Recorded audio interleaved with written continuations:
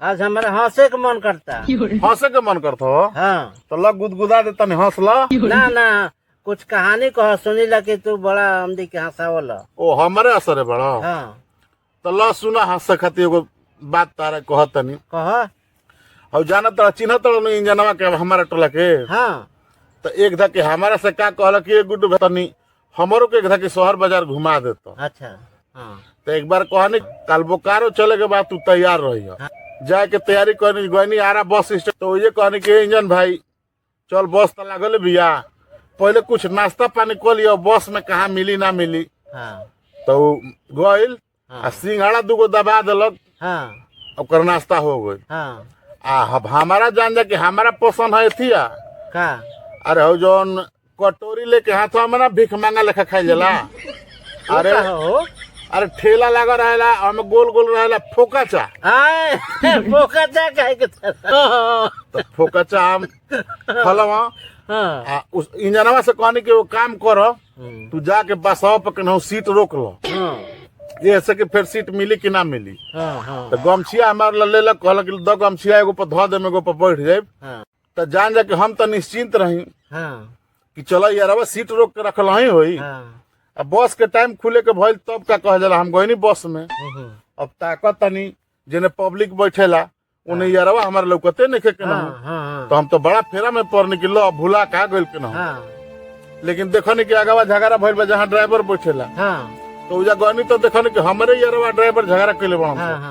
अब ऊ काहे खातिर जाना त नहीं ना ऊ जोन गियरवा बदलेला बोनटवा होला नु वो जे हमारे खातिर गमछी धा देले खाली देख के। आ अपने ड्राइवर सीटवा पर बैठ गिरे।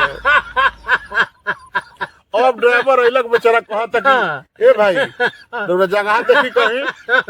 अब बस खुले के टाइम हो गइल नो तो अभी कहता झुराइल बा कर जरे तो बस खुले के टाइम भइल बा तो बढ़िया तो बा जा जो तू जगह देख के बैठ। हम तो खाली देख के बैठ गए। अब वो ड्राइवर बेचारा बेर बेर ये बतिया कहे आई उठबे ना करस। यारवा हमार रहे जो नौकर के ड्राइवरवा कहबो कर कह देखो घड़ारी लिखा बा ना जोन गोल ई ड्राइवरे के जगह गोल हमनी के चलावे खातिर बा। तो यारवा बेर बेर कहत ओकरा से तहले जे कबार के अपन जहां मन करे पीछे ओने बैठ के चल हवा हम सीट लूटले बानी कुछ हो जाए ना उठो।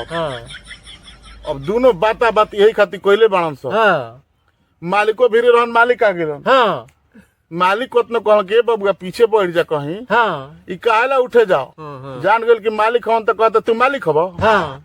कैसन मालिक हो हमार देता ने दू रंग के कैले बड़ा खाली रह देख के बैठ गई पैसा ना ले लो फ्री में काली आ जाला।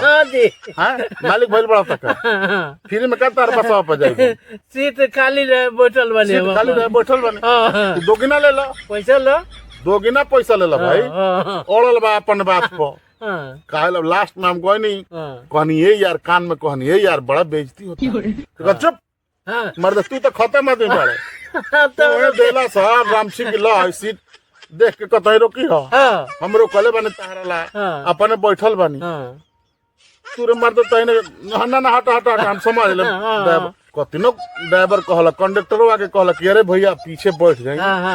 तो वे कहता कि जाना ले जा ऊपर जगह बा नु ऊपर खाली बा बैठ के चलाबो सौसे ऊपर खाली बा कतिन ना सुनलक। लास्ट हम ड्राइवर के कहीं इशारा कहनी आ कहनी ये यार ए ड्राइवर ए सीट पे बैठिए मत तो हमने क्या बता नहीं जा लिया के गईनी ओकरा के यारवा के बहरियों ने लिया के गईनी कतिनो कान में कहनी ये यार बड़ा भारी बेइज्जती होता ऐसे काहे अनपढ़ लेखा कइले बा ऊ हमारा के डंट लगा मैं तो तू यार उसके धोखा मारा हमार बेइज्जती मना हमारा अनपढ़ के बेइज्जती नहीं हो।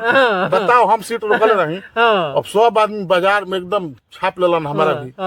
अब लास्ट में हम मुड़ी गिरा देने हम कहने बोलता का कहले तो कहता ना हम ना जेब तहारा ना जेब तहारा जोरे तू जाए के हो तो जा जान गनी तू क्वेश्चन यार हवस हमारे बेइज्जती होता तो इनका नहीं खेलो बेइज्जती करा के धैले बड़ो भाई लास्ट में हमारा आवे पड़ो ना गनी जब होता।